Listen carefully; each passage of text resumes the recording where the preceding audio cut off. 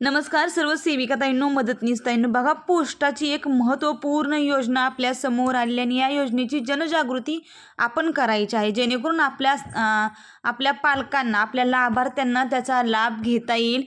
त्यामुळे ताईंनो, हा महत्त्वपूर्ण व्हिडिओ जास्तीत जास्त मित्रमैत्रिणींना तसेच पालकांना शेअर करा, जेणेकरून सर्वांना या पोस्टाच्या योजनेबद्दल माहिती समजेल. अत्यंत महत्त्वाचा हा GR आपल्या समोर आलेला. या GR मध्ये कशा पद्धतीने आपण या योजनेचा लाभ घ्यायचा याची सर्व सविस्तरपणे डिटेल्समध्ये माहिती देण्यात आलेली आहे.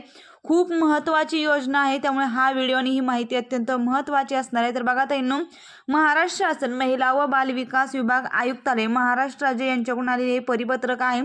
दिनांक तुम्ही याची पाहू शकता, 30/7/2026 चे परिपत्रक आहे. प्रति बघा, जिल्हा महिला बाल विकास अधिकारी सर्व. विषय बघा याचा काय आहे, बेटी बचाव बेटी पढाव या अभियानाअंतर्गत टपाल विभागाची सुकन्या समृद्धी योजना, ज्याला SSA म्हणतो, त्याची जाणीव जागृती करण्याबाबतचे हे महत्त्वपूर्ण परिपत्रक आहे.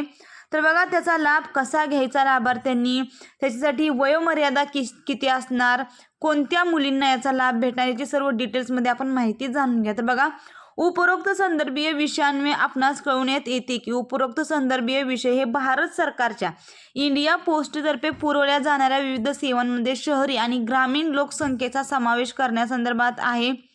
170 वर्षांहून अधिक काळापासून टपाल विभाग 1.6 लाखाहून अधिक टपाल कार्यालयाच्या माध्यमातून सर्वसामान्य माणसाला जीवनाच्या सर्व क्षेत्रामध्ये विविध सेवा पुरवत आहेत. टपाल कार्यालयामार्फत उपलब्ध असलेले सर्व नागरिक केंद्रित सेवा प्रत्येक नागरिकांपर्यंत सर्वत्र पोहोचवणे हा टपाल विभागाचा प्रयत्न आहे. बेटी बचाव बेटी पढाव या अभियानाअंतर्गत माननीय पंतप्रधानांनी 2 डिसेंबर 2014 रोजी बालिकेसाठी एक अत्यंत विशेष योजना सुरू केलेली आहे. तरुण मुलींचे आर्थिक भविष्य सुरक्षित करण्याकडे आणि सुकन्या समृद्धी योजनेचा म्हणजे SSY लाभ प्रत्येक पात्र मुलीपर्यंत पोहोचवा यासाठी या योजनेला प्रोत्साहन देण्याकरिता लक्ष वेधण्यासाठी हे पत्र लिहिलेलं आहे. तर बघा, आजपर्यंत पुणे विभागात या योजनेअंतर्गत सुमारे 8 लाख सुकन्यांचे भविष्य हे सुरक्षित झालेले आहे. तथापि अनेक पात्र मुली अजूनही या योजनेच्या कक्षेमध्ये आलेल्या नाहीत.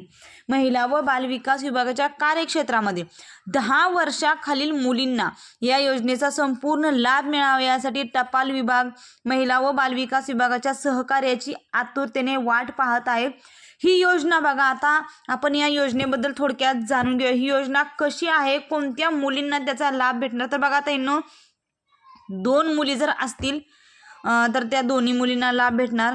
आता काय होते, पहिला जर मुलगा असेल आणि दुसऱ्या जर 2 जुळ्या मुली झाली तर त्या दोन्ही जुळ्या मुलींना त्याचा लाभ भेटणार आहे. एक मुलगा किंवा एक मुलगी असेल त्यांना देखील याचा लाभ मिळणार आहे. कशा पद्धतीने त्यांची रक्कम असणार बघा, ही योजना 250 रुपयापासून तुम्ही उघडू शकताय. म्हणजे प्रत्येक महिन्याला आपल्याला त्या मुलीच्या अकाउंटवरती, म्हणजे आपण पोस्टामध्ये जाऊन ती सुकन्या समृद्धीचं फॉर्म भरून द्यायचा आहे आणि आपण त्याच्यामध्ये प्रत्येक महिन्याला आपण किती रक्कम इन्व्हेस्ट करू शकतोय हे तिथे नमूद करायचं. तर बघा ताईंनो, कमीत कमी जी लिमिट आहे ती 250 रुपयापासून 1.5 लाखापर्यंत तुम्ही प्रत्येक महिन्याला ही रक्कम भरू शकताय. आर्थिक म्हणजे वार्षिक व्याजदर याला बघा 8.2% वार्षिक व्याजदर असणार आहे. ही योजना प्रत्येक पालकांना परवडणारी आहे. 250 रुपयापासून आपण रक्कम भरू शकतोय, ते आपण 1.5 लाखापर्यंत, म्हणजे अगदी सर्वांना परवडणारी ही योजना आहे.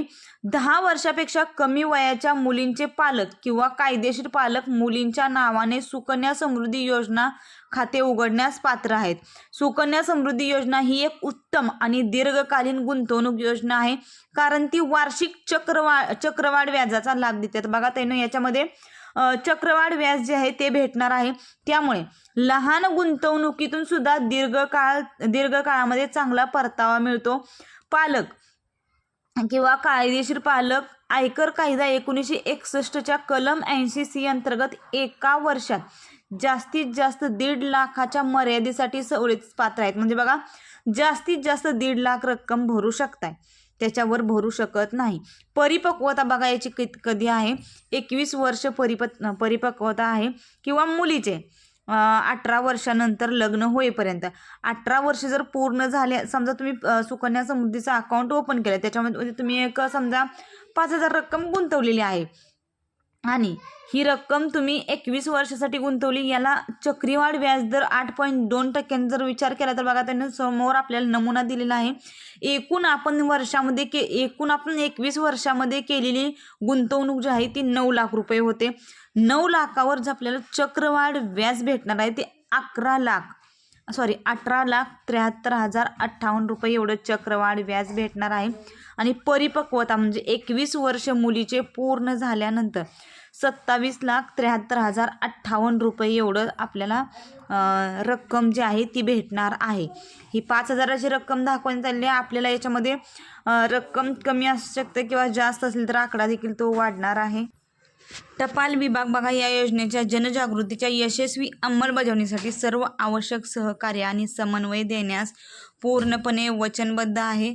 महिला व बालविकास विभागाकडून अशी अपेक्षा आहे की दोन्ही विभाग मिळून जनजागृतीचा प्रसार आणि योजनेअंतर्गत मुलींची जास्तीत जास्त नोंदणी करण्याचे नियोजन करू शकते. अंगणवाडी सेविका, आशा वर्कर, शालेय शिक्षकांमार्फत या योजनेचा व्यापक प्रसार केला जाऊ शकतो. म्हणून जिल्ह्यातील 100% मुलींना या योजनेअंतर्गत समाविष्ट करून त्यांना 100% लघु व शालेय शिक्षण जिल्हे म्हणून घोषित करणे हे टपाल विभागाचे ध्येय आहे. आता बघा, जर तुम्हाला याच्या संदर्भात जर कोणती अडचण किंवा समस्या आली तर संबंधित विभागीय अधिकाऱ्यांचा नंबर देखील दिलेला आहे. तुम्ही त्यांना कॉल करून माहिती जाणून घेऊ शकता किंवा आपण आपल्या जवळच्या पोस्टामध्ये जाऊन सुद्धा ही माहिती जाऊन पाहू शकता. त्यामुळे हा व्हिडिओ आणि ही माहिती अत्यंत महत्त्वाची आहे. जास्तीत जास्त मित्रमैत्रिणींना शेअर करा आणि असेच अपडेट पाहण्यासाठी चॅनलला सबस्क्राईब करा.